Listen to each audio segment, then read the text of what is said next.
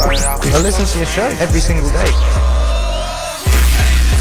Breakfast Club? God damn it, the Breakfast Club. Put that ass up on the Breakfast Club. Made it! You can't say Breakfast Club without the Breakfast Club. You're like this rare air. You got platforms and partners all over the place because your demand is so high. People want to be in business with the Breakfast Club. I don't think white people know how popular you guys are. DJ Envy, Jess Hilarious, Charlamagne the God. Yeah, you guys really are like the hip-hop early morning and late night talk show. Y'all know what y'all talking about. It's a new day. This is your time to get it off your chest. Wake up! Whether you're mad or blessed. It's time to get up and get something. Call up now. 800-585-1051. We want to hear from you on The Breakfast Club. Hello, who's this? Yo, good morning, guys. This is Brian, man. Peace and blessings, man. Peace. I'm here. I mean it, man. Get it off your chest. Yo, man. Listen, man. I was stuck in the elevator for a whole hour, man. The main thing for these buildings, man, need to really wake up earlier, man, because I felt like my life was over, man. I made so much promises to God in this elevator, man. Yo, look at my mother, man. Like, I want to wish this on my worst enemy, man. No windows, no escape. I'm thinking about Bruce Willis. And Die Hard. I'm thinking, I'm pressing the buttons. I'm trying to punch codes. I'm doing everything. I'm like, you know what? Let me pick. Yo, I ain't gonna lie. I had a little reception, but not too much. I was playing Marvin Sapp. Never would have made it. Dang. Where were you? But the only reason why I got out, because of the Spanish dude, he kept pressing the button downstairs, and he kept kicking the door, and then all of a sudden it opened, but it was a half of the floor. Then it popped up, and then I got out. But I'm just telling everybody right now, man, I don't know if I think I'm going to get elevated again. You think it's a lawsuit? I don't know if it's a lawsuit, but I wouldn't wish that on my worst enemy because I got a daughter who has a very unhealthy fear of elevators. And she... Oh, it's like the walls are closing in. Like, you just feel like I feel like I was in one of the Titanic submarines, man. But that's a whole different story. But anyway, but look. Were you in the Bronx or Brooklyn? Crazy. Bronx or Brooklyn? You know it's the Bronx, bro. Of course it's the Bronx. You know. Come on, man. Everything broken in the Bronx. Damn. Everything's crazy, man.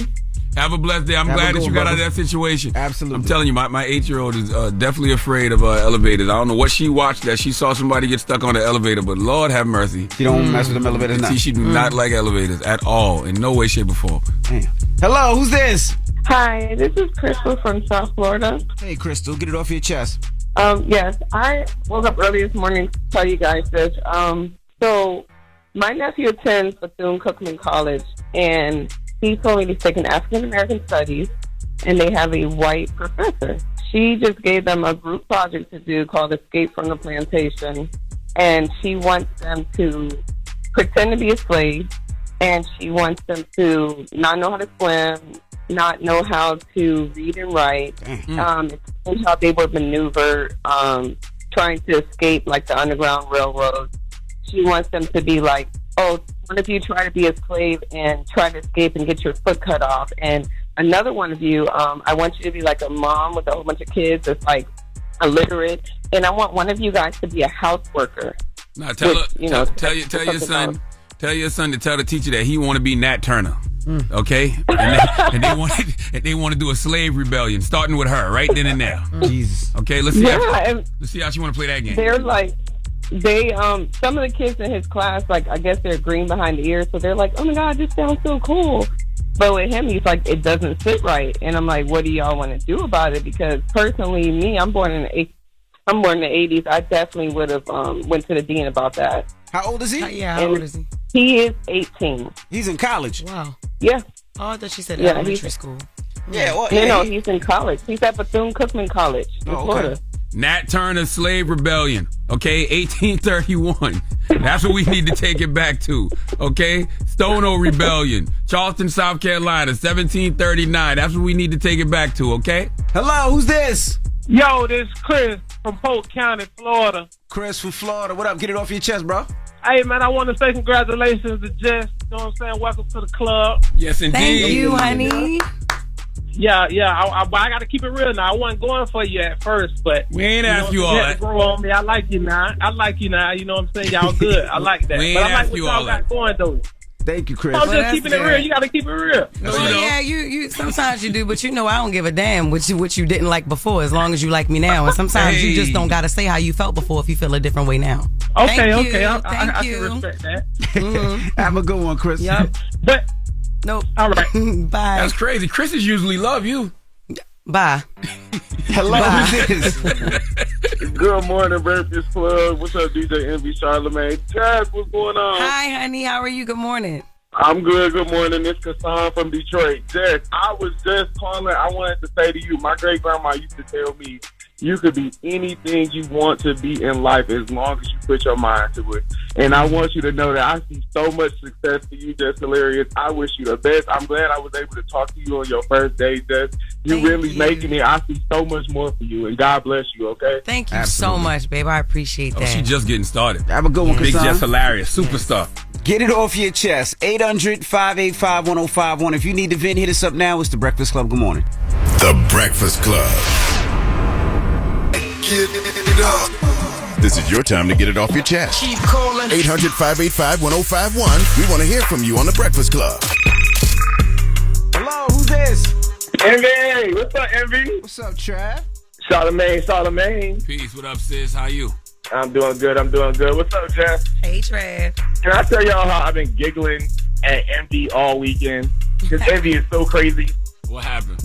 So, I don't know if y'all know this. Envy's on this show with Tammy Roman. Oh. I think it's Cheaters. Is that what it's called, Envy? It's called Unfaithful. Unfaithful. Shout out to Tammy. So, there's this episode that is dropped. Shout out to Big Sexy. Actually, Big Sexy is actually on one of my songs I'm about to drop. I love Big Shout Sexy. out to him. He has an episode. Say it again, baby. I said I love Big Sexy. Oh, shout out to Big Sexy. So Envy has this episode where Envy was following him around and he's like busting his boyfriend. So Envy, when Envy's talking to the girl and she's telling him over and over again, yeah, he's bisexual. I didn't know he was bisexual. I ain't never messed with a bisexual man before. And the first thing Envy says is when he can talk is, oh, so you didn't know he was gay? It's Envy. You cannot be gay and like women, okay? He's bisexual. This guy's so stupid. Okay. So you like women, you cannot be gay, all right? Well, you 50% gay. You gay. You still gay, but all right. No, you're not gay. Okay. If you like half a women at homosexual, all, sir. if you're attracted to any type of vagina, you are bisexual. Gay men do not like vagina. Yeah, that's true, but you still half a homosexual. Is it just, No, you're bisexual. yeah, you're crossing departments. You're crossing departments. Bye. That's not it. Okay. Bisexual means two, right? I don't know. Right. I thought bisexual was gay. means both. But it's both. So you 50%. So you half gay a and straight. homosexual. Would and you say? 50% like Would women. you say you gay and straight? No. Yes. No, That's gas. Gay and straight. Gay and you straight. gas. You yes. All right, Trav. Thank you. Oh my God. Thank you, Trav. That's what, but the definition of bisexual is sexually or romantically attracted to both men and women or to more than one sex or gender. And that's why it's called bisexual, not gay. I get it, but technically, you are gay and straight. Oh my God. Technically. I just asked a question. I just want to know. All right. Hello, who's this? Hey, this QC, what's going on? What's up, brother? Get it off your chest. Man, I just want to say, shout out to all the truck drivers out there. Man, everybody that's driving out on the road, be safe, man. Okay. Yeah, shout out to y'all. I love y'all so very much. Be safe. You in your truck, bro? Thank you. Yes, sir. Nope. There you go. Hey. Yes, sir. Have a good one. Get it off your chest. 800-585-1051. If you need to vent, hit us up now. It's The Breakfast Club. Good morning. The Breakfast Club. Morning, everybody. It's DJ Envy, Jess Hilarious, Charlamagne the Guy. We are The Breakfast Club. We got a special guest in the building. Yes, indeed. T Grizzly. What up, though? What up, Joe? What up, Grizzly? Good deal, man. How you feeling, brother? Feeling good, feeling great, blessed, all that. Look good. I'm glad you put down the joysticks a little bit to start rapping again. You was really making that much money on video games? Yeah, man. Wasn't no words about it. Damn. Still are though. Yeah. Okay. Yeah, it's crazy because before I was a rapper, I was a gamer. I feel like we all was, you know what I'm saying, just growing up playing a game. So just like music is something I put a lot of passion into. How do you make a career at that, though? Like, that's what I always be wondering. Honestly, I had to be coached through it because when I first started playing like online, I was just meeting different people who was already doing it. They kind of taught me how to do it, and it just took off. I'm surprised at the numbers that gamers make. So is it gambling or is it tournaments or how does it work? No, it's just you building a community and the audience. You know what I'm saying? And they paying to subscribe to your content. Yeah, streaming. Yeah. Can that translate into record sales? I wonder. Yeah, if you do it right, for sure. Yeah. Right. So if I drop an album and I'm in GTA and I have a listening party, I'm like, all of us got to play it at the same time on our own and come back and give our feedback on the songs and stuff like that. Then you get everybody engaged and everybody streaming it. What platform is that? Because I mean, I'm sure messing with the labels. Because once that's played in a Twitch or played in one of those streaming platforms, that got to be a spin, right? Because it's yeah for sure. Twitch, YouTube, it's a spin for sure. Because I'm getting everybody to do it on their own. You feel me? Instead of me just listening to it for y'all and y'all hearing it with me, that's only one stream.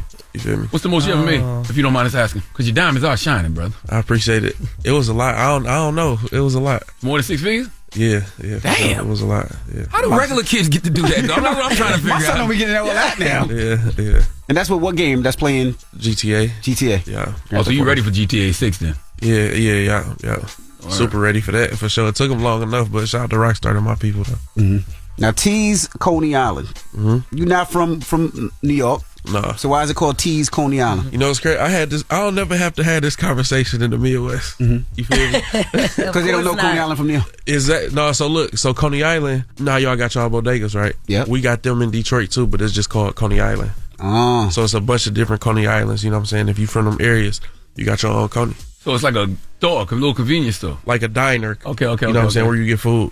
What's the significance of that to you? For me, growing up, you feel me? I ain't always like have a home cooked meal. I never ate out. You know what I'm saying? Stuff like that. So I scrape up on a couple dollars. I know I go to the Coney and get some good food. You know what I'm saying? A lot of it, but not that much money. You know. Can you take a woman there? Would she be fine going to Coney Island? For sure. Okay. Yeah, definitely. You know they bougie nowadays. Yeah.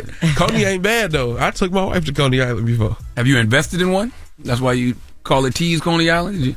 I invested in the one in my area. Okay. Yeah, smart. For sure. The one I grew up walking to, like before school type. You know. How'd you just approach him like, yo, man, I want to buy a part of the business? So. No, like I want to be a part of this. Like this Coney right here is significant. You know what I'm saying, to me and my upbringing. You know what I'm saying. So I just want to be a part of it. You feel me? They was rocking with me. You know. Now, First Day Out was your biggest record, right? Did you ever think that you would beat the success of First Day Out? Because it's a club staple, radio and it's record. still hot. Yeah, but you did it. Yeah. So did you ever think that you would beat that? Man, that's one song I could say, like, I performed that song and the reaction is like it came out yesterday. You feel me? Yeah. My goal in life, you know what I'm saying, when it comes to like chasing my dreams with this music, it was never to outdo anything. It was to get that in the first place. You know what I'm saying? So I'm just happy to have that. You know what I'm saying? And continue to let that be the car that drive the other content that I put out. Yeah. Did that song put pressure on you? Like, because, you know, you came out the gate, Jay-Z tweeting about it. Like, did it put pressure on you to keep making that level of music? No, because I don't look at it like that. I look at it as the blessing that it is. And I'm just grateful for it. If anything else come, then it come. If not, then I'm grateful for it because it saved and changed my life to this day. Yeah.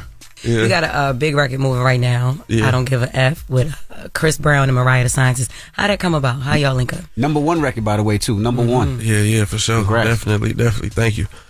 So I rock with Chris Brown, and I went to his crib. We was in LA chilling at his crib, and we was in the studio just cooking and throwing around ideas. And we came up with that one, and we knew we needed a female on it. Yeah. You know what I'm saying? And my wife had put me hip to Mariah the Scientist, and I've been a fan ever since. So I had shot it to her, and she loved it, killed it, did her thing. After that, we went #1. You got a couple records with Chris Brown on the project. What's y'all energy like? I mean, bro, just a genuine dude. You know what I'm saying? Our energy. A lot of times when we kicking it, it don't even be about music. You know what I'm saying? We just kick it like how we talking right now. We just be chopping it up. Now, you got married pretty young. Most people say that's pretty young, especially in this industry. 28 years old. How did you know she was the one? You mentioned her twice because I know you in love. We seen all the wedding photos. How did you know she was the one? It's no such thing as somebody being the one. You know, You about to start some on social media with that one? No, listen though. It's no such thing as somebody being the one, man. This takes effort. It got to be something you want to do. You got to be the one. Mm-hmm. You know what I'm saying? You got to be the one that want to do it because they don't propose. You do. Mm-hmm. You feel me? This got to be something you want. This got to be something you want to do. This got to be something that you're willing to stick with no matter what. And it's got to be something you make a choice to put effort into. You feel me? I agree with that. I agree with that, but she still got to be special enough for you to say, this is what I want to spend the rest of my life with. Yeah, for sure. For sure. I mean, everybody's special.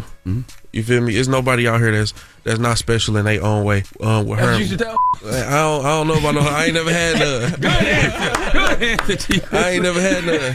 But I like your take on that though. Like you got to be the one. You got to, because a lot of men always put it on a woman. It's like she was the one and she wasn't it. But you're talking about the other side of it, which I appreciate that. No, we don't hear that. Ever. So. No, for sure. You gotta want it. You gotta want it, definitely. When did you realize? What made you want to do it at that particular moment, in that particular time? So, this always been a dream of mine. I always knew I was gonna do this.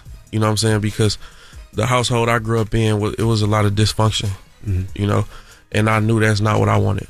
I know I wanted to have a 2-parent household because that's what I wish I had. You know what I'm saying? I knew I wanted to be married and carry myself a certain way because that's what I wish I saw coming up. So growing up for me was a kind of like a lot of what not to do, and that made me want to do this. That's breaking generational curses, my brother. They say if you come from a broken home, make sure a broken home don't come from you. Yeah. All right, we got more with T Grizzly. When we come back, don't move. It's the Breakfast Club. Good morning. The Breakfast Club. Good morning, everybody. It's DJ Envy, Jess Hilarious, Charlamagne the Guy. We are the Breakfast Club. We're still kicking it with T Grizzly. And how you dealing with all your trauma? With all, because PNB Rock was a close friend and your manager that passed. Like how are you dealing with that trauma? Yeah, so I do a lot of healing things. You know what I'm saying? Love to hear that. Yeah, I do a lot of healing things for sure. A couple people I want to just shout out with that. My sister Tiara. We do certain things that kind of heal traumas. Like sit down with certain medicines and just get that stuff, release all that stuff. What'd you do? DMT, shrooms, ayahuasca? Aya. Ooh, you did Aya? Yeah. Tell us about that experience. Man, it was powerful, man. Yeah. It was super powerful, yeah. It's something in us, right, that already knows what to do with the medicine once it's inside you. And it does exactly what it's supposed to do. You know what I'm saying? And it just works perfectly. You know what I'm saying? The medicine is perfect for you. It's kind of like a facial recognition on your phone once it get inside your body, and it just unlock things. You feel me? And the thing about it is, once you learn what it teaches you, or once it show you whatever you need to see, because it works for everybody individually, different ways. It's on you to remember this stuff. Did you detox beforehand and and set your intention and all of that? Yeah, for sure. Yeah. No, we did it. It was very ceremonial how we did it. Wow. You know what I'm saying? Like it was a room that we was in. You couldn't even bring certain technology devices in here. You couldn't even step in here if you was in a certain frequency. Like, be super positive when you step in this room. We want to keep this energy a certain way. Did you poop and vomit on yourself as well? They said that's no, that's what the duck flower. I ain't did that one yet. I'm a little intimidated so it's by different. that one. It's different kinds, different types to do. Yeah. Who turned you on to it? Who turned me on to it? My wife turned me on to it. Really? Yeah.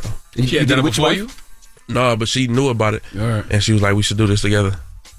Did it make you anxious? No, it ain't make me anxious at all. It just made me like, it just woke me up to a lot of stuff. It woke me up to not only how powerful we are, but how certain things shouldn't even bother us, and how great life can be once you see it a certain way. Did you see God? Yeah. Everybody that does this tell me they saw God. Yeah, for sure. 1000%. What did it look like? It was just light.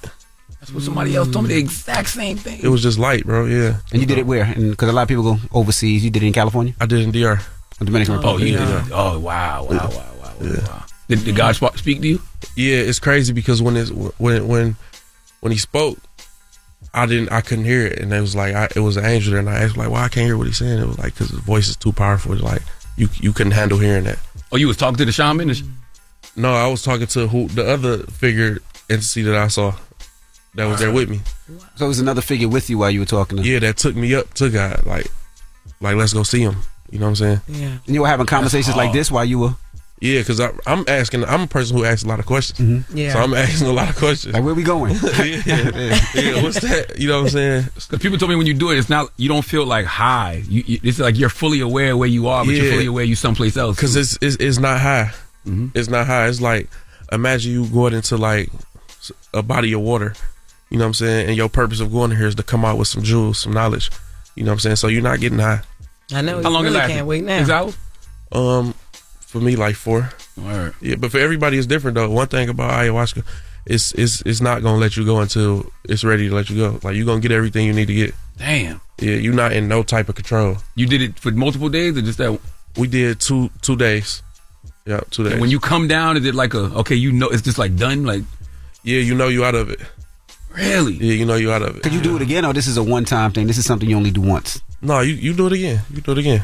But this is nothing that this is not something that you do like I do shrooms all the time. This is not something that you just do like that. No. Yeah, it ain't nothing you do recreational. You not even gonna want to do it recreational, right? Because it's like, that was deep. You know what I'm saying? You gonna face some stuff like, oh, that was powerful. You know what I'm saying? But see, with the psilocybin, like the shrooms and stuff like that, what that do, I feel like that's like a heart medicine. It just make you like happy and make you able to smile at things and stuff like that. Yeah. But like, even with my experience on the psilocybin, I've had like come to moments as well, even with that. So I would like to do ayahuasca. I just don't feel like it's the time for me yet. Because like to Charlamagne's point, you'll know when you have to do it. I'm excited to do it, and I hear, but I've had like some of the things that you're talking about. I've had that with shrooms. Like, I've been on shrooms, and I've been my mother. I've been my grandmother who's passed. I've been my little sister. I've been my dad, and I could see generations and generations before me, like stuff like that. Yeah. And that's only on shrooms. So I can only imagine how the Aya is. Yeah, no, that's deep. That's deep. Yeah. Even with Aya, they say you go through generations of people, and you can heal like generational traumas through the medicine. Yeah. Yeah. You did therapy too? Like any just regular therapy, sitting down with a psychiatrist or therapist? No, I ain't did that. I ain't did that. So everything has been plant-based for you? Yeah. That's dope, man. Yeah. That's dope. Now, I'm just, last question. So when you do go through the ceremony, are you sitting down? Are you laying down? Are you sitting in, So for me, they made me sit up, like sit down. And for the women that was in the room, they laid down. Wow. They gave me the option to lay down though. Wow. Have you wanted that to reflect in your music in any way yet? It hasn't yet, because it ain't really the creativity in music, and that hasn't bridged yet for me. A lot of people tell me when they do it, the things that they experience, you may not want to share. So they tell you to write it down in a journal, but you probably wouldn't want to share that with the world just yet, maybe. Yeah. I mean, I ain't really. It wasn't really nothing that was worth sharing. And one thing I learned, like how you say, like people wouldn't want to share certain things because they ashamed of it. Shame was a big lesson when I was under the medicine. You know what I'm saying? Because just growing up, I always cared about like what people think and all that. One thing that the medicine taught me is like, it's nothing to ever be ashamed of, because anything about you didn't ask for it, but it's perfect for you. So you should never feel shame. Did you see anybody that passed away? Did you see your manager? Did you see PNB at the time? I didn't see them too, but I did see some other people who passed away though, for sure. Wow. Damn. Wow. From the album, the ayahuasca. That was good though. Because he gave some healing tips. But you know what I mean? But once again, you got to do it when it calls you. That's right. That's not something you just say, oh, I need to go out there and heal. Like, no. When it calls you to it, and you got brought to it by people that you trust and love. So that's a whole different ballgame. Yeah, for sure. Well, the album Coney Island, Tease Coney Island, is out right now. Yep. And we appreciate you for joining us. It's been a long time. I know you're supposed to come here a couple of times, but thank you for joining us, brother. Yeah, man. I appreciate y'all for having me, man. And congrats on the #1 record again. Thank you. The Breakfast Club, good morning. Let's get it. You're checking out The Breakfast Club. It's the real deal. Help me. Help me. Oh my God. I'm all up in your mess. I'ma fix it. Fix it. Fix my mess. Fix it. Fix it. Just gon' fix your mess, cause my advice is real. We're in the middle of Jess Fix My Mess, and we have Michelle on the line. Michelle, good morning. Good morning. Hey, what's your question for Jess? Okay, so I'm really trying to figure out what I should do. I'm so confused. I'm married currently, but I've been separated since February of this year. But I have been seeing this guy since December of last year. The person that I'm seeing, he actually has somebody, but I've met her. So I'm kind of trying to decide what I should do. It's like now my husband's trying to come back, but I'm trying to keep him away. You sound like Will and Jada. God damn, yeah. You sound like Will and Jada. Could you shut up? I'm sorry. Okay. I know it's a lot. It's okay. Okay, so you basically oh wow. So damn. So Yeah. you have a husband that you're trying to keep away because you want to date your boyfriend who has somebody else too. Yeah, but yeah. Right, girl, write a book. Tell it all. I'm in college, so I'm going to school. I'm about to graduate. So Congrats. being that I was in college, I had to basically stop working because it was so demanding. And it's like my husband, he kind of started entertaining other people. Okay. Like he wouldn't come home. He'll be spending like nights out with just other people. Okay. And my boyfriend, he's been there like since day one, financially, mentally, everything. He's been there. Okay, is he younger than you? No, they're both older than me. All right, girlfriend. You have a husband, and okay. So did your husband ever tell you like, all right, this is what I'm gonna do, or did he just start cheating and you found out about it, and instead of leaving, you just got a boyfriend? How did that work? Yeah, like, are y'all open with each other to tell each other, look, like, is you and your husband, is it an open relationship? I was willing to be open, but he wasn't. Okay, so he wanted to be able to do what he wanted to do, and you still had to be the devoted wife, committed. Pretty much. But once I kind of sensed that he was doing what he was doing, I kind of started doing what I wanted to do too. And I was got caught because of my Cash App. Like, he caught me because of Cash App. He caught you because of Cash App? Yes, he went through my Cash App. Okay. So why don't you just get a divorce? I mean, I'm working on that. I'm fine with that. Okay, and then my graduation's coming up, and I want my boyfriend to come because he's been there. But then it's like my husband feel like he should be there too. And God damn! Lord have mercy. It's gonna be a fight in the herd. Okay, so I think look, invite them both. That's what I think. Look, you can't tell a boyfriend stay home. He been your boyfriend. He been paying bills. He been feeding you financially, sexually and all of that. And then here go your husband on the side who also got his reservations. Like, look, I need to be there because I need to see you graduate. I say invite both of them and tell both of them what they up against. Period. It's gonna be a fight on people's church, and I can't. Okay, so what you gonna do, boo? I don't know who I should invite. That's why I was asking out to help. No, I say both. You need to invite both. Talk to your husband. Look, my boyfriend gonna be there, and then talk to your boyfriend. Look, my husband's gonna be there. He ain't gonna not show up. So it is what it is. Y'all gonna have to just come together and support me together, and then y'all can fight it out after I walk across that stage. But that's it. I know your pH balance all off. I know it is. Yeast infection. No. When's the last time you had sex with your husband? It's actually been like 3 weeks ago. Okay. Okay, your boyfriend. But it's not like that. Like, he's staying in a whole other state now. He came down to see the kids. We kind of did what we did. Yeah, so but you feel bad or you don't? I do feel bad about it. Yeah, because I know that's your husband, that's the father of your children, but he live in a whole nother state. He going back to doing what he doing, and you just go back. That I feel bad for your boyfriend. I don't feel bad for you. I feel bad for your boyfriend. Lord, but he got somebody. He go home to somebody. He got somebody too. Anyway. Everybody got somebody. Everybody got somebody. Get out my phone. Everybody got bacterial vaginosis. No, everybody. I didn't know she said the boyfriend had somebody got somebody too. Yeah, everybody got somebody. So why can't polygamy just be a thing?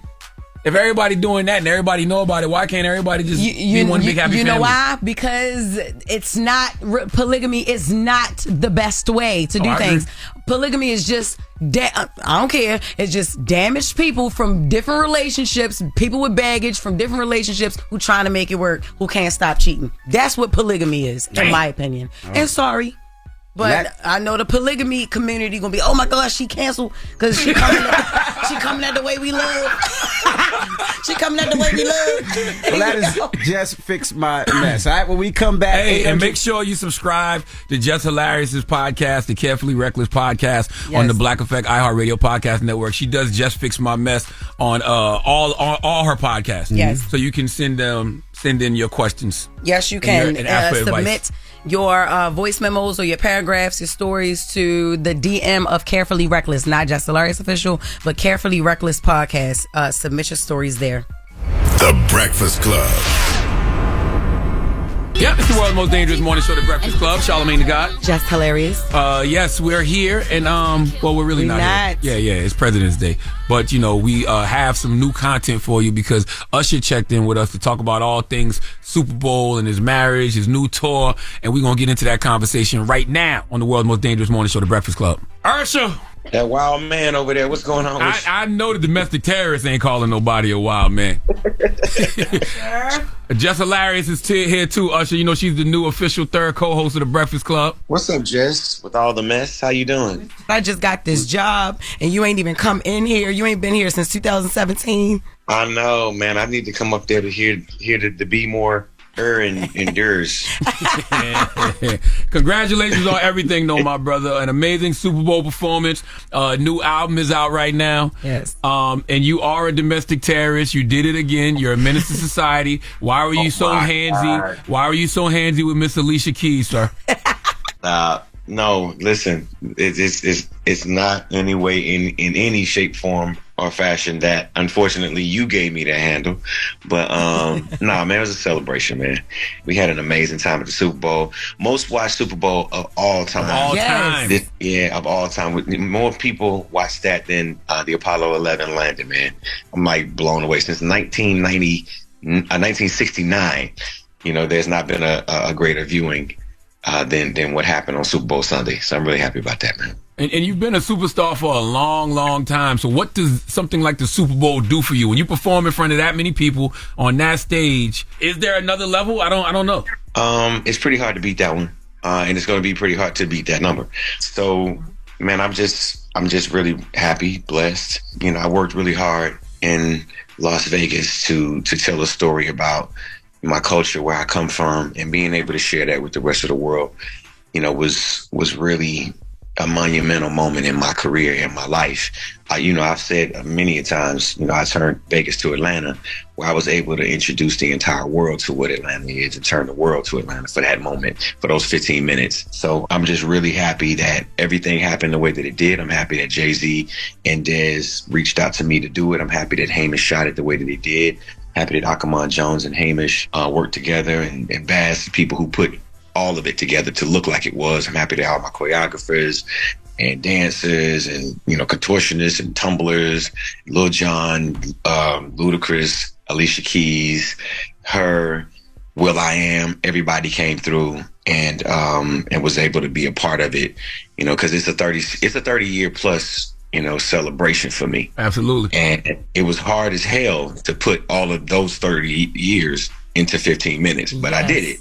And I was able to introduce people to, the culture of the past. You think about everything that Vegas has offered over the last 2 years to me, but everything that it represented in the past. If you noticed the wardrobe and the fact that I kind of took people through what I would consider a past, present, and future experience, just in time for me to, launch my tour. But it was real deliberate.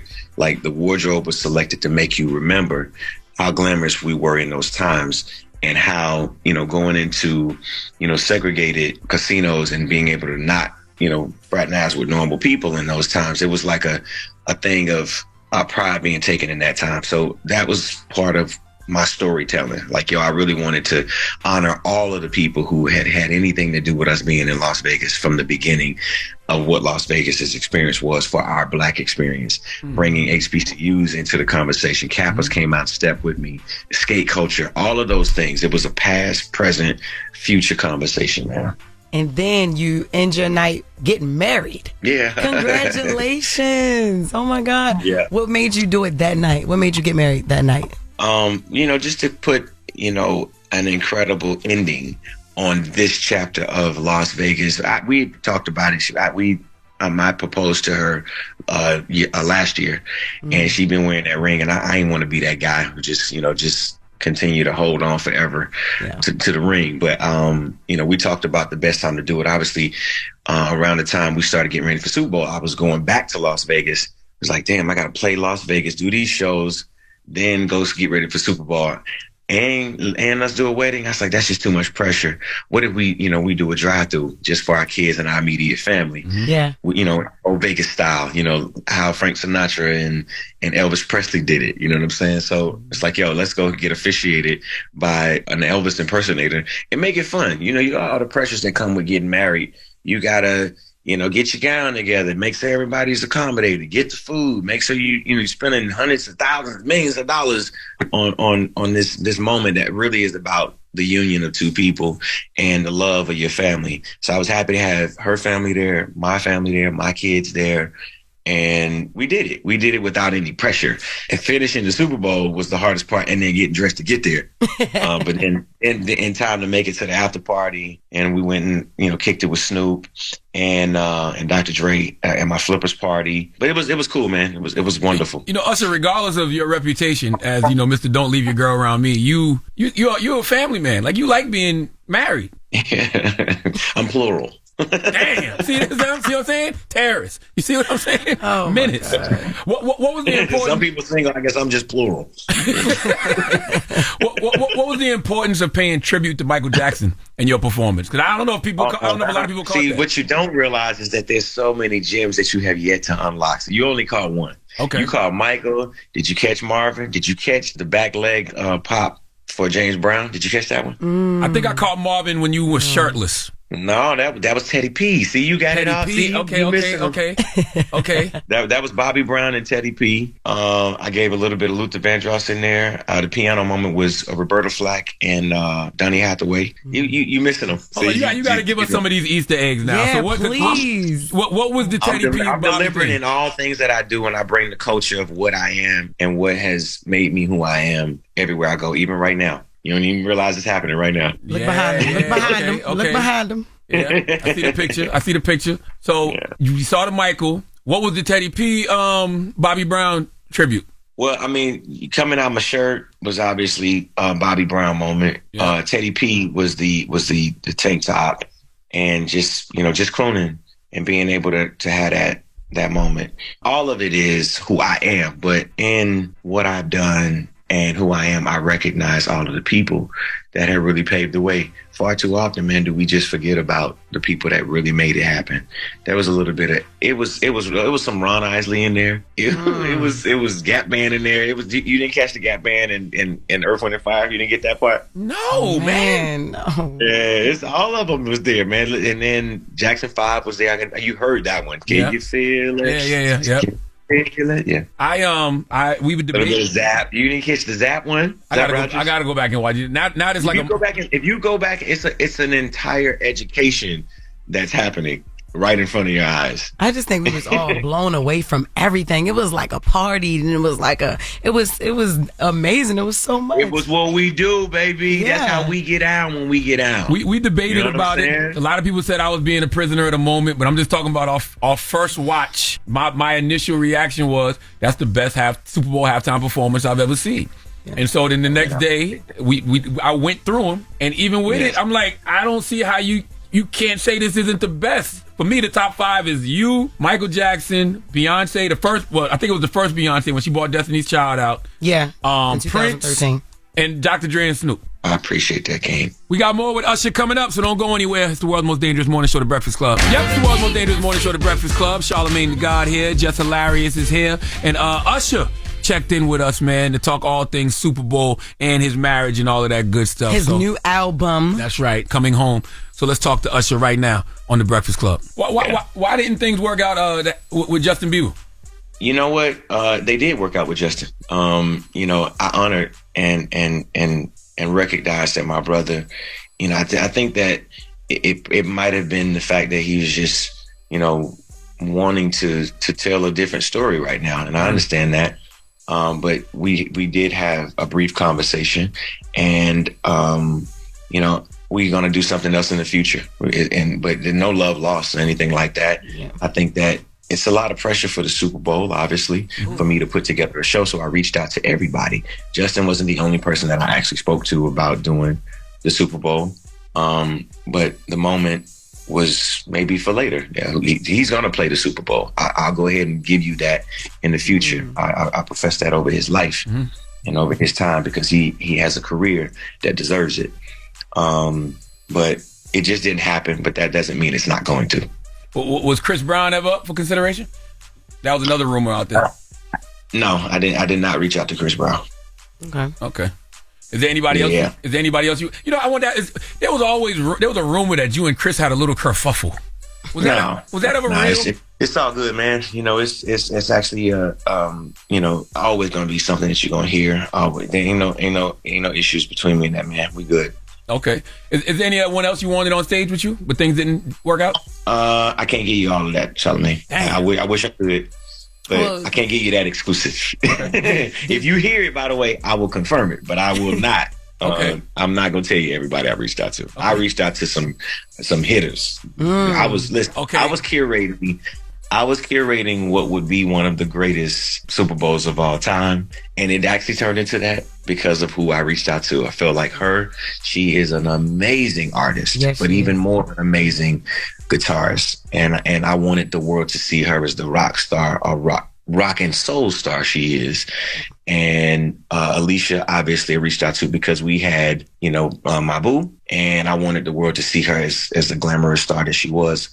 I dreamt her vision, and I always saw this flowing, huge dress that would go over the entire stadium. I was like, I just got this I'm just real specific about handling our icons the way that they need to be handled. Absolutely. And we need to do that more often. We can get into the mess, Jess, and we can absolutely get into the mess, the God, you know what I'm saying? But we got to handle our icons the right way. Yes. We got to make certain we lift them up on God. You understand what I'm saying? Yes. I had a very but the way that Jay reached out, hold on, I want to say this. The way that Jay reached out, because he understood, this is a moment for the culture.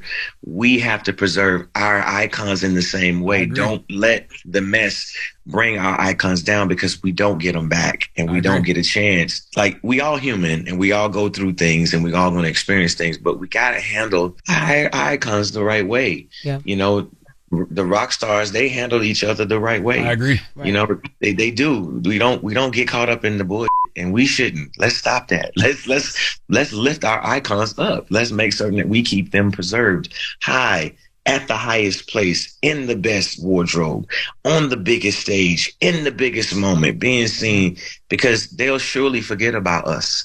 Yeah, you're right. And if you help them forget about us, they'll do it quicker. All right. So I just want to say I apologize, but you said wardrobe. Whoa, what? I said, I apologize. What you apologize for? What you done said? For helping out the mess, because he's talking to us. He's very intentional. He's very intentional about the stuff that he's saying, and he keeps saying mess and Jess, and I understand. So I apologize, Usher. But did you know Jermaine Dupri was going to wear that? Yeah, y'all didn't keep Jermaine Dupri in the highest of prestige. Absolutely, we did. No, Jermaine knew exactly what he was wearing, and and you know what? He should, because that's his story. And that's what's dope. Like, the reality is, the first time we saw Michael in glittery socks, we laughed. The first time we saw Prince with his cheeks out, we all laughed, and we thought that shit was funny until it became his moment. Mm-hmm. That's his moment. We just looking at it. That's true. But it's cool. Y'all look at it however you want. I see something that's going to continue to grow. Okay, it's all about how you look at life, man. It's how you look at it. Yeah. No, I'll tell you, being a dream. Just know that you definitely have the influence to determine how people choose to look at things. Right. So frame it in the right direction, because our icons matter. Yes. And that's why I say Usher Raymond is an icon who should always be treated as such. I'm telling you, me and The Dream had this convo, and I don't know why it just stuck with me that night when The Dream said it. I'm like, The Dream is right. We have to celebrate the legends that we have now. I really think it's because y'all still here, which is sad. It sure as technology becomes obsolete, you could assume that music and the spirituality that's inside of it will too, but it won't. It'll always be there. But why not celebrate the people, not just what they made? Let's celebrate them and let's make them feel love. because they gave something, they dedicated, they made you feel something, they made you fall in love, they made you happy, they made you smile, they gave you energy. They gave you something that you needed in that moment. So why not continue to lift them up? That's why at every show you see me bringing the artists that I know have been influential to my stage. I ain't hiding them. I'm not trying to make them look bad. I'm like, no, let's make them look great. Let's continue to lift our own people up. Let's lift each other up. Yeah. Let's continue to push each other up. Jess, I stay on you. I'm like, yo, do it better. Okay. Come on, do it better. Yes, lift me up. Yo, lift me up then, Usher. I got you. I'm gonna keep pushing you. I'm gonna make you great. You know what I'm saying? I want you to be great. That's it. That's all I want. I want greatness for our people. I want our people to make certain that we know we are great. Absolutely. You know what I'm saying? Usher, have you seen some of your old moments, like when you was on stage with Nicki Minaj and you was headbutting her ass?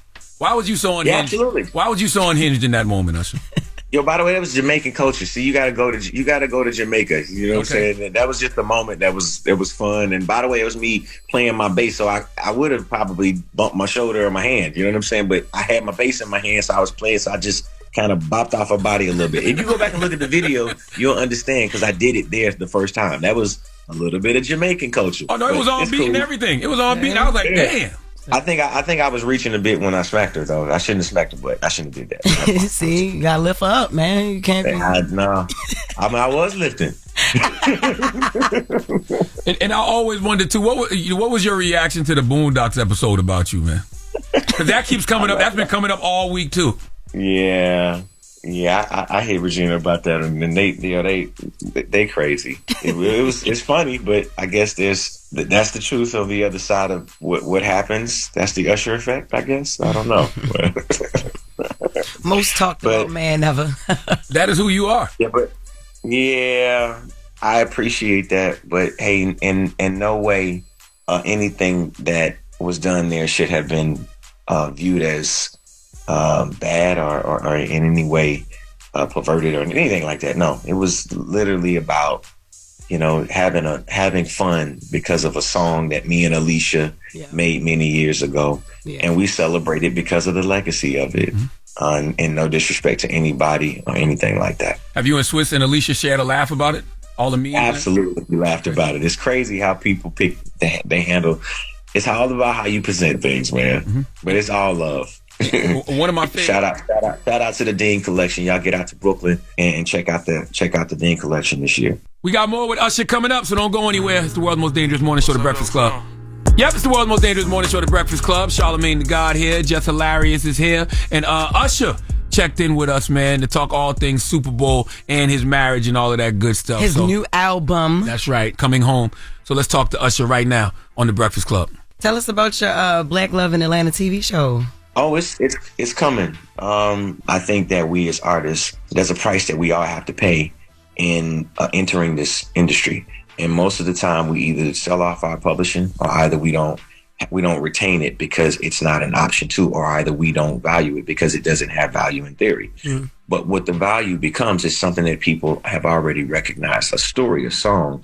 Storytelling is something that I've always done. So what I did is I've taken the songs of the masters that I don't own, and I reframed them into now something that is a narrative piece that you'll be able to see. So you already know what the story is and you know what the crescendo of the story is. But here's just another way of you flipping, or hustling. You know what I'm saying? If you want to call it a hustle. But the reality is I own the idea, but I don't necessarily own the IP. So why not go after some other portion of it to use it to storytell? How does it make feel? sense? It makes all the sense. How does it feel to have Coming Home? Speaking of that, how does it feel to have Coming Home on your own label? It's amazing. I'm really hoping that it continues to pave the way and show, artists who have been in this industry for, 30 plus years, that no matter, how long you may be in it, keep going, keep striving, find great partnerships.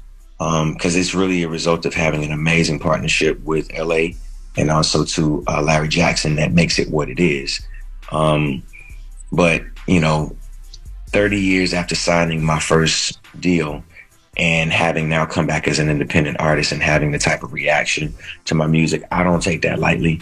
I do appreciate the love. I do appreciate the fact that people, they're gravitating towards the music, that they're interested in it. that it connects with their lives as it has connected to mine. This is just the next chapter and installation of my life. Word. Ruin is one of my favorite songs off the album. Oh my God, you knew I was going to say that because I'm the one that put you on with the song. Usher, anyway, I love Ruin with Fields, and I was going to ask you, it is my favorite. It's one of my favorite songs, but it is the one that I do my makeup to every morning. What was that about? I'm sending you a whole book of views and douche. Okay. I love that. I love your douche. Well, thank you. Who inspired that song? Am I Usher or Usher? Which one? Usher. No, he's not Usher. He's just Usher. It's Usher. That's it. I want to know who inspired Ruin. Life inspired Ruin. Yeah. You know, the idea that, you know, we can be in relationships that, you know, can change your perspective. You know, you can open yourself up, you know, especially for men. You know what I'm saying? It's like, you know how hard it is to get my heart to open. And then when it does, you know, this one, it killed me. It pushed me back. It made me look at every woman differently. Yeah. Until I met my daughter. And then she ruined me in a different way because she's like spoiled and all of the things that she should be at her 3-year-old as a teenager. She ruined me. But you know, before that, the song ideally is about when you're in a relationship with somebody who, you know, you try to get it right and then you just can't. And it's like you don't look at it. You don't look at any relationship the same because of that one. Until you meet the one who replaces that love in your heart. That's why I shot the video the way that I did. Yes, and that is, I bet you see the video. It's a really, really nice visual. I really love it. Yeah. The completion of that is the joy. The joy that my wife gave me in giving me my first daughter. You know, I love my boys, don't get me wrong. But every man who has a daughter, he understands what I'm saying when I say absolutely that daughters change you. I got 4. They replace a love that you can't explain. That's right. When you talk about relationships, Usher, and when you talk about being in toxic relationships throughout your life, can you admit to yourself that you might have been toxic once at some point? Absolutely. Okay. Absolutely. You know, and it's obviously in the music to say so, but I think that we all are a product of what experiences we had as kids and what our idea of love is. And what we perceive to actually be healthy love. That might not necessarily be. Access is something that all, you know, people do have. But, you know, is it better to have a ton when you really, you know, should really love yourself first? Mm-hmm. You know, all of those. I mean, I was taught to be a player. You know what I'm saying? Player from the Himalayas. You know what I'm saying? I was killing them. You know what I'm saying? But and he licked his lips as he said that. He's a menace, man. This man is a menace, man. Yeah, you know what I'm saying, and probably turned down more than I could ever choose to say. But I'm saying, like, to be real, toxic is something that I think we all gotta individually work through. Mm-hmm. And I did it, you know, in a matter of about 5 to 6 years of my life. Things changed because I changed, because at my 40th year changed my perspective, and it made me want something more. It made me want to love myself more. It made me want to be a better person, hopefully for my children, so that they didn't have to be toxic in their lives. Mm-hmm. You know, but I think that all of it is, you know, kind of, you know, living and learning. Yeah. That's interesting you say that, because I feel like when you made that change, and we didn't even know you made that change, that's when it seemed like you started to get your flowers in a real way. That's when things started to shift, like the residency and everything started around that time. So that says a lot. You did the work on yourself, and it came back to you in life. Yeah, we all can. We all should. And part of it is wanting to. Mm-hmm. That belief and unwavering commitment to what you believe in your mind, no matter what life is presenting you or what people may say about you. That doesn't matter. What you feel about you matters. What I say I am is what matters. I am a ruler in my own mind. I'm a king, and I am building a kingdom in my own mind. And that is all that matters. No matter what may be said, no matter what anyone could choose to say, what I say matters. What I say goes in my life. And I am the architect of my own destiny. You know what I'm saying? And that's just something you gotta remember. You gotta remind yourself of that every day, young man. remind yourself of that every day, young lady, that you are as great as you say you are. And if you believe it, it will be. Perfect way to end, man. Usher, make sure y'all go get the Coming Home album. Make sure you go check out Usher when he hits the road this year. Yes, because I'm definitely going. Yeah. Jess, I'll see you out there. You coming to Bmore, you coming to Atlanta. We playing 4 in Brooklyn, just so y'all know. So y'all get over there. Well, I got to come to Baltimore. Like, I really got to come in there. You going to bring me I'm up on just the saying, stage? DC, Baltimore, Atlanta. I mean, you Houston, Boston, Miami. But I'm from Baltimore. I gotta go to the bar. You gonna bring me on stage so I can say love you or do word to you? I got you. All right.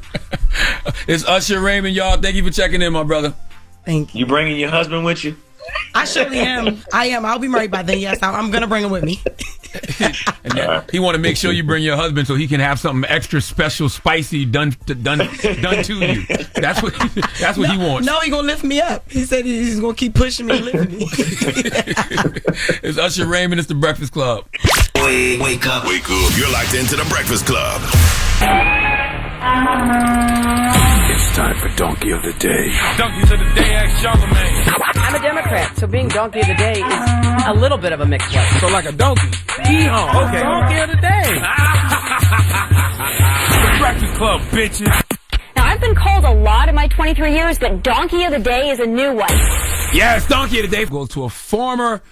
Where the music at, Eddie? Okay, now we talking. Goes to a former Target worker from Virginia named Bazin Bear. I think that's his name. Who has been sentenced to a whole century in prison, 100 years. I have no idea why judges be playing with people like that. Like, what is the point? Just sentence me to forever, okay? Just sentence me to for all of eternity. Matter of fact, just let me ask the judge a question. Judge, am I ever getting out? And the judge can simply say no, period, okay? Anything sounds better than 100 years. My brain can't even process that. If a judge gives you 100 years, you should automatically be granted permission to run and swan dive over the desk at that judge. Okay, that's when you're supposed to make those kinds of leaps. But once again, as I tell y'all every other day, life is about choices. Okay, destiny is not a matter of chance, it's a matter of choice. And Bazin Burr made a very poor choice. Now, today's Donkey of the Day is a teachable moment because so many people have been faced with the challenge that Bazin was faced with. So many people every day who listen to the Breakfast Club have had to deal with what Bazin has had to deal with, okay? But I bet you handled it better than he did. What are you talking about, Uncle Charlotte? Well, let's go to ABC 7 News. ABC 7 News on your side for the report, please. New at 4, a judge is sentencing an Alexandria man to 100 years in prison after he killed his co-worker in a Target parking lot in Bailey's Crossroads. Back in 2021, 25-year-old Bazin Berry killed Hernan Levia. During the trial, prosecutors argued that Berry planned the murder after his co-worker took his lunch from the office fridge. Days later, Berry attacked the victim and stabbed him several times after their work shift. Berry pleaded guilty to first-degree murder in October. Lunch, bruh. You killed someone because they stole your lunch out of the fridge at work, because they stole your food out of the refrigerator. I understand sometimes life is about principle. Okay, I get it. He thought you was soft. You had to show him otherwise, but now what? You killed someone over lunch only to go to prison and end up being someone's snack. And you gave her, because what else do you have to do over the next 100 years? And he's only 25. Little young tender. Okay, I'm telling you, people are sick out here. All right, folks need psychiatric help. So many people that are walking amongst us need to be under somebody's care. They need to be medicated. I don't know what this man was dealing with. I don't know what he was going through, but whatever it was, this situation puts him over the edge. Okay, you don't just go 0 to 60 over a sandwich. All right, this must have been a meal his grandmother or mother cooked, and he brought the leftovers with him to work. This had to be some sort of comfort food. Like, this food had to have some sentimental value, okay? It had to be something that this man was looking forward to, and you had the audacity to steal it, eat it, and then just come back to work like it's all good. Called the man to snap. Okay, I can't believe I have to say this, but I don't care how disgruntled you are. There is not a chicken salad anywhere on this planet that's good enough to take somebody's life and get a century in prison. I don't even know if he was eating chicken salad, but wouldn't it be ironic if he did all of this for a tossed salad only to end up in prison tossing salads for the next 100 years? Listen to me, though, man. There's a lot of things that's interesting to me about this story, but one that stands out is he thought about this. When you read the report, he thought about this. It's a premeditated murder. He didn't look in the fridge and see his lunch was stolen. He went home, okay, and said, he didn't just look in the fridge and see his lunch was stolen and then, confront the man right there. He went home and said he spent the next few days plotting his revenge. Think about that. He went home for 3 days and plotted his revenge. And this is why things like meditation is so important, breathing exercises, having someone to talk to. You mean to tell me over the course of 3 days, he couldn't let go of the fact that his tuna sandwich got stolen? His homemade pizza or peanut butter jelly sandwich got took and he couldn't shake that off? This man had severe anger issues that he never got the help for, and that is the moral of the story. Anger resembles fire, and like the fire, if you keep feeding it, it will get stronger and harm you. If you stop feeding anger with your attention, it will fade away. 3 days? This man held this for 3 days. Not one of those days did he have lunch. One lunch after the lunch that got stolen will remind him that lunch goes on. He was moving like he only had one lunch to live.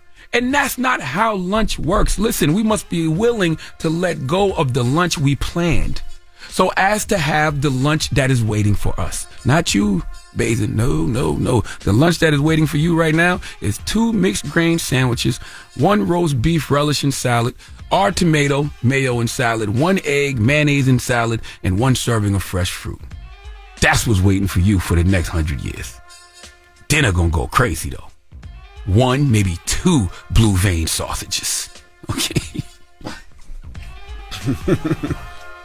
That beef whistle you gotta blow on because it may be too hot. Okay? Christ. Yeah, you don't even want to see that custard launcher for dessert. Okay? Please give Bazin Bear the biggest hee-haw.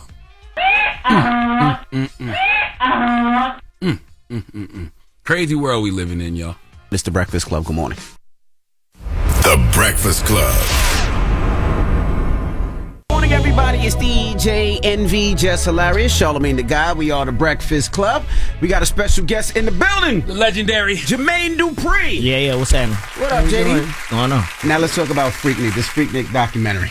Yeah. Now, when making this documentary, you had tons of ladies and men scared that they were going to see their pictures, their asses on the screen, but it was well done. It wasn't done in a disrespectful way. It was so explain to it this documentary how it came about. Yeah, how it came about. I mean, it came about. I think Luke was trying to do this initially, and then they started having conversations about it, and Luke said, he can't do it if I wasn't involved. And then when they came to talk to me about it, I said the same thing to them. I'm like, well, I wouldn't do this if Luke wasn't involved. And they're like, well, we got Luke, so do we got you? And I'm like, yeah. So it went from there, and then it just kind of just started moving pretty fast. And then I just wanted to make sure that the story was told from all perspectives, because the people that was concerned about the asses showing and all of that, they don't understand how young I was when Freaknik was actually popping. Mm-hmm. So my perspective of Freaknik wasn't that perspective. I ain't see all that because I wasn't able to get into the clubs and all of this type of stuff. So my perspective was I was part of the street traffic.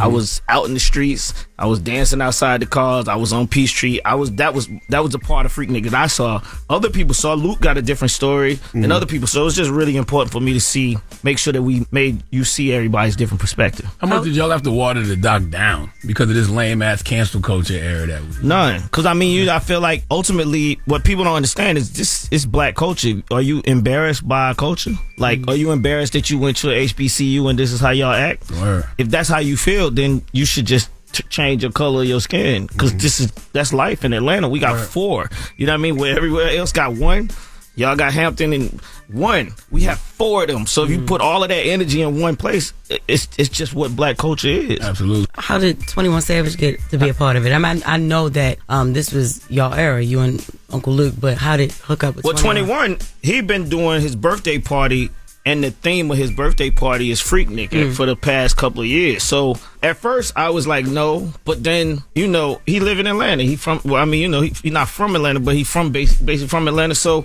if you from Atlanta, you felt the repercussions of something from Freaknik at some point. It's crazy because going to Hampton, of course, Freaknik created so many different gatherings, right? Philly Greek, 4th of July in Virginia, Jones Beach, New York City. It all started from Freaknik, but I just thought it was a party that was created just for people to wild out. That's what I thought it was when you were in college. That's what you think it was. But the fact that it was created for students that didn't have any money was something. You want to break that down? Because I thought it was created for a whole different reason. Well, I mean, that's what I'm saying. A lot of people, I didn't go to college, so I can't, you know what I mean? I didn't know that either. So that person that's watching this, that's probably me, that didn't go to college, that don't know nothing about that lifestyle. You don't understand that these kids that come from D.C. or New York or wherever they come, they go all the way to Atlanta. You think that they got money to just fly back home on spring break and just back then we didn't fly. We would drive. Exactly. And we didn't have that's money. What I'm saying. So it's like that's another thing that this documentary shows of how unmanual we are as people. Unmanual as we are as people, because you guys used to drive. Now, when you think you're gonna see 4 girls from New York get in a car and drive to Atlanta just to have fun? No way. Spirit Airlines. Never. $90. You know what I'm saying? So it just shows you that type of stuff, and then so you should see that Freaknik is like, oh, these were some kids that couldn't go home. They didn't know what their spring break was gonna be like. They watching all these white kids go to Daytona Beach and all this, and they got money, but these kids is stuck in Atlanta and they ain't got no money, so they threw a picnic that turned into Freaknik. That's an American Black history story. Well, people weren't afraid to be broke back then.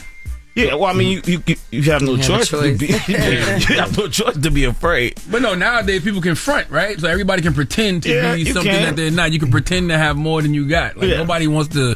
I mean, but they still be fronting too. They just, they.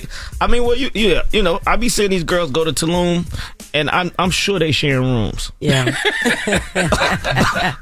I'm sure. But back then it didn't matter. Like back then, that's what I'm saying. It didn't matter back then. Like you would go to Philly Greek or 4th of July in Virginia, and it'd be 7 of us in the room, and nobody thought about anything. It wasn't we broke. It'd be like, oh, you got the floor, you got the you take your quick shower. But that's what it was, because we was all hanging out as brothers. It didn't matter. That's why I thought it was. For me, that's why, as we got into it, that's why I was like, this has to come out, because we don't see this in Black culture. We just keep trying to make it seem like everybody got money and everybody do this and that. No, it was a time when none of that mattered, right? And I like when Jalen Rose was talking about how he got to Freaknik. He took his cousin's car or something, and it was just like, as long as I get a car, I'm out. We get into Freaknik. And it was the same thing with me when I was 16. When I had just got my first car. My first car was a Volare, a 2-door Volare. Probably listening don't even know what that is. But it was an ugly ass car that looked like a Pacer mixed with something else, right? And I didn't care what the car looked like. I just was able to drive around Atlanta while this was happening. And that's ultimately what the goal was. Can you get into the Freaknik? Can you get into traffic? If you sitting at home and you can't get in, that's when you mad. But if you have a car, that's all it was about. It's crazy how they easily cancel Black events, right?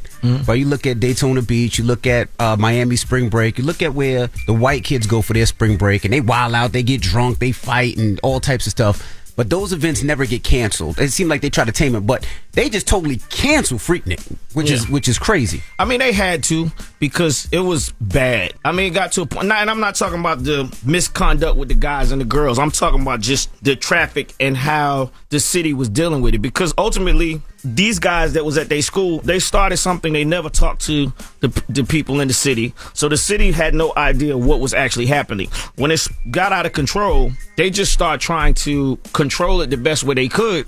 But they weren't even talking to the DC Metro Club, right? So it's like, at that point, it's like Frankenstein. You done created a monster, and y'all can't control this. The only thing you can do is shut it down at least for a second and try to see if y'all can figure out how to make it work. Did it ever come back? No. I know we tried a couple of years ago. Nah. I don't think, I think it could come back, if people really, really sit down and figure out how to make it into Essence Fest, because that's basically what it should have become. It should have become the Essence Fest of Atlanta, right? But the traffic part of it, that was the Well, most of the people who go to Essence Fest now probably used to go to Freaknik. They do. They did. 100%. All them Black people was at Freaknik. Yeah. You just got to define the name, because when people hear the name Freaknik, they think it's going to be a... Yeah, but I'm saying we can get past that. We got Slutty Vegan now. Yeah. For real, and the ones got slut walks. I just think it's too much cameras now. Yeah, that's another thing. I think that's the other thing. That's the only thing I would say. If you go to Freaknik now, you gotta put your phone away because you'll miss the girls dancing on the cars. Like the fact that you was driving down the street and you were looking for everything is how you saw Freaknik. If somebody down there doing this, you gonna miss everything. So that's another thing. You gotta, and maybe the hype of it and people saying it might make people want to see it, but I just think people are so like attached to their phones and they think everything is more important than their phone as opposed to seeing what's happening outside. And how come nobody ever focuses on some of the women that went down there because they wanted to have a good time? Like they wanted to go out there and be loose and wild and liberated because it's Freaknik. Okay. Yeah, we talk about that. Okay. We let the girls talk about that to show that they was grabbing the dudes, and all that type of stuff. It went both ways. It was going both ways. All right, we got more with Jermaine Dupri when we come back. It's the Breakfast Club. Good morning. Good morning, everybody. It's DJ Envy, Jess Hilarious, Charlamagne the Guy. We are the Breakfast Club. We're still kicking it with Jermaine Dupri. Charlamagne? Do you think Uncle Luke's music helped or hurt Freaknik? It helped. Between Uncle Luke and Social Death Bass All Stars, that's the soundtrack of Freaknik. You know what I mean? And it was like, I also think now with Miami shutting down spring break and all that, it's the music. Nothing's making you dance, right? Nothing making you jump on top of the cars. You see people doing it, but they doing it to music that don't really have that vibration, right? At Freaknik, the girls was dancing so hard and the guys was dancing so hard. You ain't had time to be worrying about nobody beside. Like the energy level was just too high, right? And I just think the Luke music, like I said, the Social Death Bass All Star, the music was making you dance in a different space, and it made you think about you was like this, and it wasn't. You don't have time to be like, hey, no, we ain't. You know what I mean? We ain't come down here for that. We came down here to see these girls. Let's go see these girls. It's almost like the mentality of a man when he goes to the strip club, right? I go to the strip club every week. You go to the strip club, guys don't come in the strip club looking for right. They come in the strip club to see the girls, right? That was the mentality of Freaknik, and for some reason that's kind of lost in the space that we live in now. Just want to go see what other is wearing. Well, speaking of that, if Freaknik did come back today, would you wear the Boss Baby outfit you wore at the Super Bowl? Boss Baby outfit. Yes. What was the inspiration behind that outfit, JD? First of all, I had on a tuxedo with shorts. Very similar to what I have on today. Yes. I have on a tie, a regular suit shirt, and I got on shorts. That's very boys to men. Yeah. I mean everything. And it's Vegas, right? You know what I'm saying? It's a Super Bowl. It's the biggest event in the world. I could have went up there with a starter jacket and a starter hat. How regular is that though? Like, I'm just saying, I think sometimes people don't realize, like, I'm in the entertainment business and I'm getting ready to do the biggest show of Usher's life, and my life, I guess you want to say. We going on the biggest stage in the world, and I should be wearing a baseball cap and some looking like a regular ass in the street. Nah. I mean, that was the thought behind it, right? So it was more or less like a while ago, like, Envy, you remember, we started this thing called the Ocean 7, right? And it was me, Usher, Jonte, B. Cox. We used to go to Vegas and we got dressed. And we'd be dressed up. So I wanted to actually have a piece of that in what we was doing. That, we in Vegas. Like, you don't go to Usher's show. I seen you at Usher's show. You was dressed. You know what I mean? You don't go to Vegas with your FUBU on. You know what I mean? You just don't do that. Like, so you did it to get people talking, basically? Nah, I didn't do it to get people talking. I didn't even think nobody was going to pay no attention to it. I had on a tuxedo with a tie and a regular shirt. The socks threw people off. Well, they were talking about, they didn't care about the tux. They were talking about the socks. They were talking about the socks, right? And the socks, once again, I understand why everybody keeps saying something about the socks, because they do look like, I guess, what they say, the Bobby socks.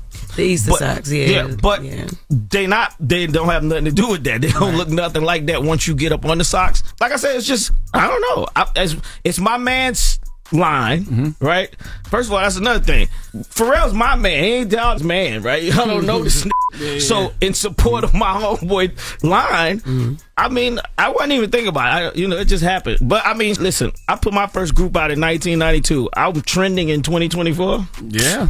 Y'all can say whatever you want to say. Still got #1 records. What did Usher's Super Bowl halftime performance mean to you? Everything. As the architect, really the architect of Usher, if we being honest. Yep. Yeah, everything. It means everything, because when we made My Way, the discussion that he and I had making that record was that he wanted to get to that space. And once he got to that space, he wanted people to realize he did it his way. That's how that whole album came about. So for me to be in that seat and watch it go from my way to this, I probably was the most proud. And then at the same time, I mean, he did 6 of my songs on Super Bowl. Crazy. It's not, it's not a bunch of that can say crazy. They had 6 of their songs performed on Super Bowl. I argued with somebody up here the other day when they heard Confessions, right? A younger person. And they were like, yeah, he wrote Confessions. I was like, Confessions was about Jermaine Dupri. That Jermaine Dupri wrote that. That's factual. Yeah. Okay, so, yeah. So I mean, I wrote You Make Me Wanna. I wrote My Way. I wrote Nice and Slow. Mm-hmm. I wrote Confessions. I wrote You Got It Bad. I wrote My Boo. I wrote all these songs. Mm-hmm. I mean, people be like breaking it down when they talk about it. They say Confessions, but Nice and Slow, all these songs I wrote. Mm-hmm. You know what I mean? Like, so it's just the story of Confessions, I think, took over, and it was like I was that guy. I was the person that was in that position. But it happened right when he broke up with Chili, so people just assumed that he wrote it. That he was writing it about Chili. Yeah, but that was your story. For some. Mm-hmm. And I mean, even when writing it, I wasn't even thinking about that. You just go to the studio and you write songs. It's not even about. I mean, sometimes you have a motive behind it, but we was trying to just follow up. I know I was trying to follow up You Got It Bad. It just came off 8701 and it was a big album. So it was like, what y'all gonna do this time? Is Usher the biggest jewel in your crown? Mariah Carey Song of the Decade. Yeah, that Emancipation was a monster. I don't know. I mean, he's definitely. Well, let me say this. Rolling Stone said that Confessions is the R&B, the number one R&B record of this 21st century, right? Mm-hmm. Or 20th century, whatever it is, 21st century. So, I mean, if that's a true statement, then I guess so. I mean, that's a big record. That's a big statement. Do you think Atlanta as a whole is getting documented properly? No. That's why, another reason why I want to make sure that this documentary gets the stage that it's on. Mm-hmm. Shout out to Hulu, Disney, Mass Appeal for actually allowing us to finally tell our story on this stage, because this is the first story from the South that's ever been told. Mm-hmm. And when I say that, I said that at South by Southwest, and people was like, "What?" And I'm like, "What's an Atlanta story that you know? What's a Southern story that you know? You from the South? What stories do we have that people know about the South? Besides, ATL is not a story of the South rise in the culture of hip hop. Mm-hmm. This is the first time that we get a story about our culture and how Outkast popped, why So Def. Oh, damn, why Luke said Bankhead and Scarred. What was the reason for that? Like, you ain't never wondered, like, he from Miami, he talking about Bankhead Bounce. Like, why he was saying that? Freaknik. You know what I'm saying? Yeah. And this is the first time that, like I said, the South gets that look. Hollywood never felt like our stories was important. If Freaknik never happened, would Atlanta music blow up as fast as it did? No. Because what's that little thing with the when you put the little roach trap down and the roaches get in there and they go back to they house? Yeah, but I'm saying it's a raid, but it's a little trap that they show on TV. They bring the food back to and they take the food back to the. That's what Freaknik was for the South. People from Virginia, people from New York, people from Baltimore, people from DC, people from everywhere came to Atlanta. The DJs in Atlanta was playing bass music. So their bass all stars, Luke Skywalker, blah blah blah blah. Kids went back to their hoods saying, "Yo, we was in Atlanta. This is the new they playing in Atlanta. What this that we was doing in Freaknik?" Or somebody saw the video. That's why the music spread that way, right? That's why it spread it in so many places, because these people took it back home as if they had discovered some new thing that wasn't happening in their house, in their neighborhoods. And at that point, if 500 people go back to Virginia with that same mentality and they spread, then Virginia starts sounding like Atlanta, right? Or whatever. That's, so no, it wouldn't. I think Freaknik was definitely our mixtape. You know what I mean? Freaknik was our mixtape that made people say, "Oh, it's going on down there. It's some," you know what I mean? So that's definitely, we I don't know what would have happened if we, it would have been a slower pace. All right, we got more with JD. When we come back, it's The Breakfast Club. Good morning. The Breakfast Club. Yep, we're back. We are The Breakfast Club. NV, Jess Hilarious, and Charlamagne the Guy. We're still kicking it with Jermaine Dupri. He's here. I got a question. How bad was it when the labels, it seemed like, watching the doc, I seen Craig Mack performing, I seen Biggie performing. How bad was it when the labels started touching Freaknik? Did it commercialize it and make it worse, or not at all? No, it was all good. The concerts actually was helping, because all these black people in the park smoking weed, drinking, doing whatever they want to do. Because if nobody was governing this, right, it was just, y'all want to go ahead. That's how the city was open to it. And now y'all about to turn around and do the Magic City docuseries, right? Yeah. Magic City and American Fantasy. Yeah. What's that about? I mean, we know what it's about. Yeah. But, you know. But it's also the same thing. It's a story about Magic City that I don't think people know. Like, the story of Magic City is so much more deeper than just a strip club, right? And how Magic figured out a way to make this one club a worldwide situation. You know what I mean? And then people always keep saying, they like, why is Drake involved? Because Drake is from a different country. And he wants to come to a little bitty strip club in Atlanta. That's crazy. I don't even know how you supposed to think about that because I'm not from a different country. But I'm saying to be in a different country, we in the United States, I don't want to go to, I ain't heard nothing about nothing in Canada that make me want to fly there on a Monday and be a part of it, right? This place is that crazy that it's made people in Toronto want to come to Atlanta on Monday. I think you have to hear about this. So it's just like I said, it's just highlighting things that have happened in the South that we haven't had an opportunity. So what helped elevate the Atlanta music scene more, Freaknik or Magic City? Freaknik. Really? Yeah. Okay. Because you always hear about records breaking in Magic City. And that was after the fact. That, by the way, that's me saying that. That was something that I talked about. Once again, like I said, you got to remember, I wasn't in the clubs in 80, 82, 83, 84. I couldn't get in no clubs. So, and I wasn't even making music in 84. And so even in 92 when Crisscross came out, I was only 19. I still couldn't even get into Magic City. So that period where I felt like the strip club became the mixtape was a later 90s activity. Before that, Freaknik was running the show. I saw you with, I think it was with Gayle King and Carrie Champion and all them. You was talking about how if a woman couldn't understand you being in the strip club, she wasn't the woman for you. Yeah, 100%. So if that was a deal breaker off the top. 100%. Really? Yeah, because I'm saying, like, I'm going to use you, Jess, as an example. If me and Jess was talking and she came to Atlanta, and I said, we going to Magic City tonight. And she was like, well, you know, I don't really no strip clubs. I don't know. At that point, you have broke our synergy. You flew to Atlanta to stay at my house while I go party with my homeboys. Now, when you I got a really nice house, JD, I'm sure. Yeah, but I'm saying, when I go to the strip club, as a woman, her mind's gonna start doing this, right? I asked you to come with me so that your mind wouldn't do that. But you want to stay at home and wait till I get back. Good point. And then come back, possibly smelling like the strip club. All these questions. And then we gonna have a beef. You f***ed it up from the jump. Yeah. Or I f***ed by allowing you to just stay at home. I should have just made you come. So I'm just saying, ultimately, if this is part of your life, this is part of my life. So you got to know that that's happening. That's going to happen. Yeah. It's interesting because when I was dating Janet, I tried to not take her. I was going to ask you. You had Janet Jackson in Magic City? Yeah, 100%. But I fought it for the longest. I wasn't in the space mindset that I'm in right now because I wasn't paying attention to it like the way I'm telling you. Yeah. I was thinking like, oh, if I take her in there, one of them girls gonna tap me on my shoulder that I done been with, and she gonna know. And then I was thinking about all the bullshit. Yeah. Nah, if this what you do, what you did in your past is your past. I'm with you now. Let me see what's happening. Why you want to go there every Monday? That's what her question was. Did she understand after she went why you wanted to be there every Monday? Yeah, of course. Now, when does JD get to tell his story and go through it so people can understand what you did, what you produced, the artists you've broken, and talent that you created? I mean, I think the Freaknik doc helps me get into that space because for the longest the South has been ignored. It's just what it is. Right. And I'm part of that cloth that's been ignored.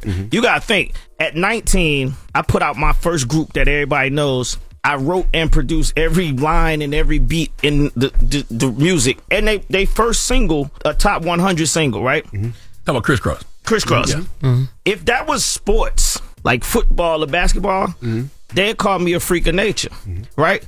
But the fact that it was the South, they treated us like we wasn't even hip hop. Like, that's some gimmick. So then it made people ignore the fact that I'm the person who ushered in young people rapping. If it wasn't for them, as a young person, you wouldn't even know that it was possible that you could have a record deal. Who else has come out since Bow Wow that, Bow Wow's the only other person that did it, and I put him out.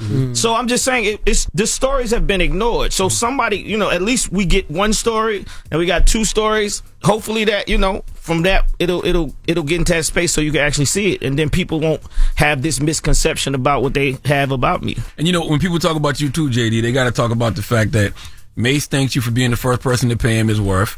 You introduced Biggie, to Atlanta in a lot of ways, and so who knows how that inspired him? And Jay-Z with Money Ain't a Thing, was an introduction to the South in a lot of ways. So you got to get credit for that too. Yeah, I mean, but that's what I'm saying. It's like I said, it's been ignored. That's all you can do. Like I said, if I was in New York, I'd be the king. Yeah. 100%. I mean, even like today, you don't know a person. Y'all don't have a person that can come up here this year that had his first #1 record in 1992 and got a record that's #1 today.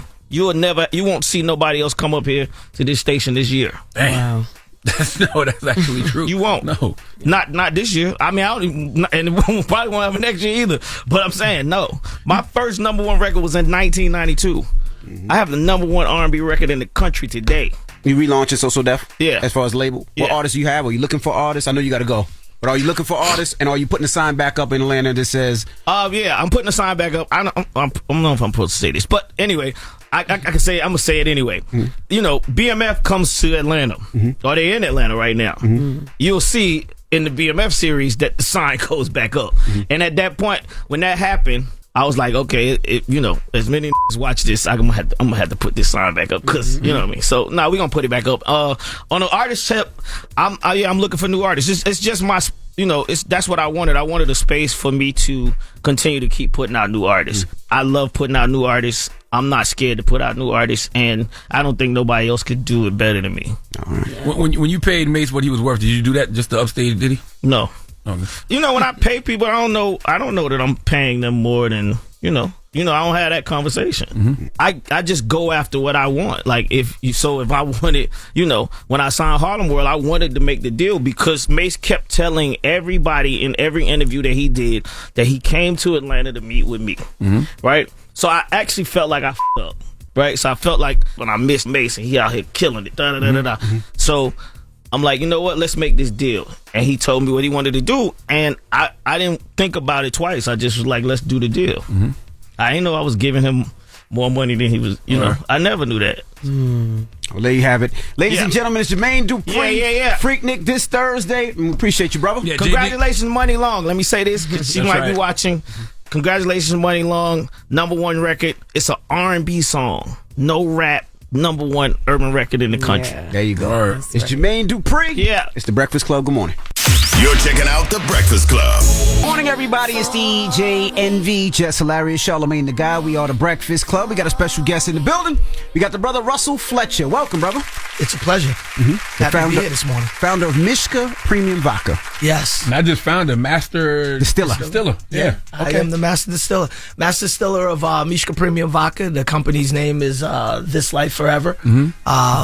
Something that I've held on to for a very long time. It's been kind of my thing as far as just the way of life, and also just being able to make sure that I could just promote good values, community based. We are alcohol driven, but we make award-winning spirits, and we try to figure out the best ways to be able to give back to the community and work in the community. Well, congrats on they say you're the most awarded black-owned spirits brand in the country. That is a fact. Break that down. What's those awards look like? So the oldest wine and spirits competition in the world is the San Francisco World Spirits Competition. Okay. We're the only black-owned spirit with a double gold. Double gold this one, gold this one, multiple silvers with these.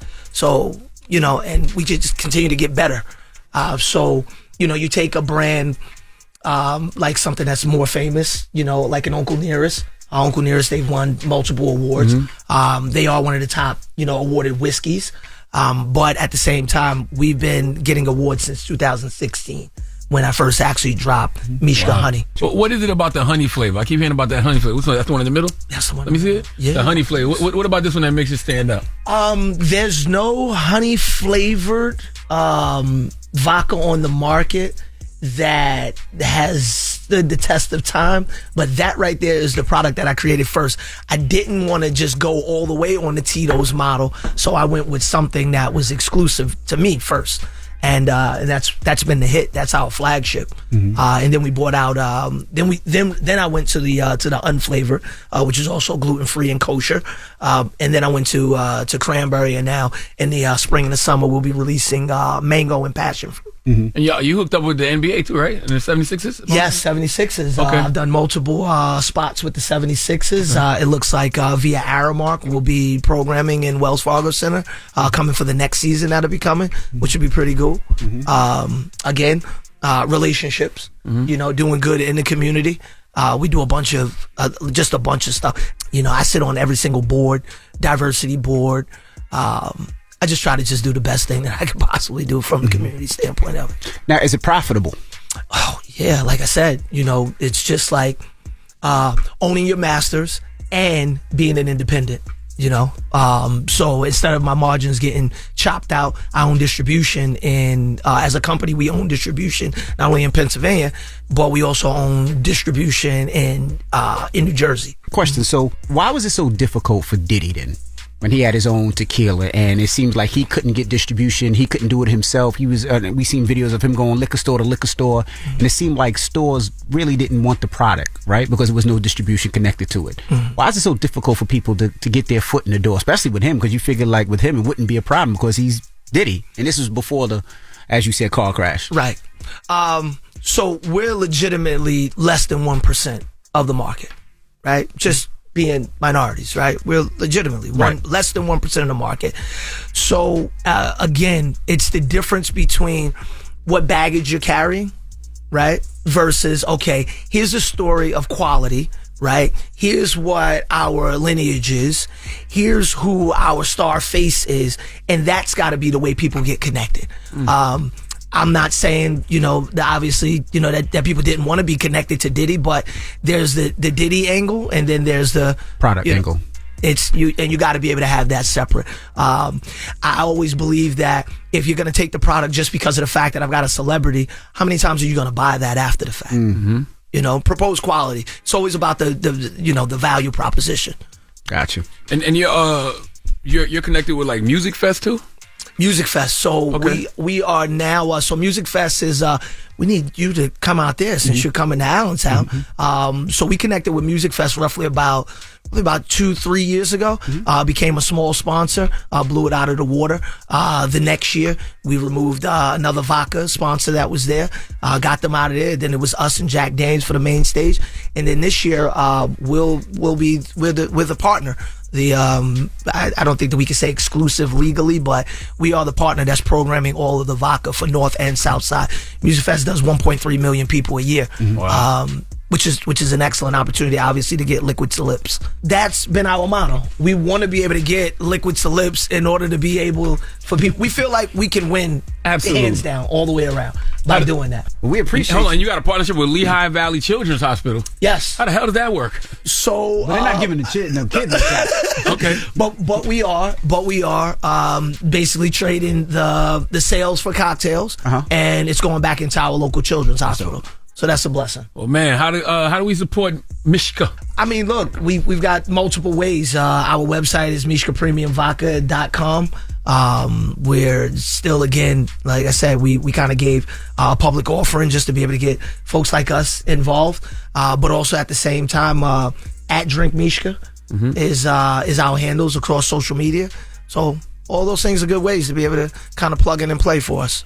All right. Well, we appreciate you for joining us. Russell Fletcher. Yes, sir. Founder of Mishka Premium Vodka. Thank you, brother. Thank you. I appreciate you guys. It's the Breakfast Club. Good morning. Good morning, everybody. It's DJ NV, Jess Hilarious, Charlamagne the Guy. We are the Breakfast Club. It's time for a positive note. What we got? And it's really simple, man. For everybody out there that's always on social media, trying to curate the perfect image, putting a filter on everything. I just want to tell y'all be so worried about image. You need to clean up your spirit.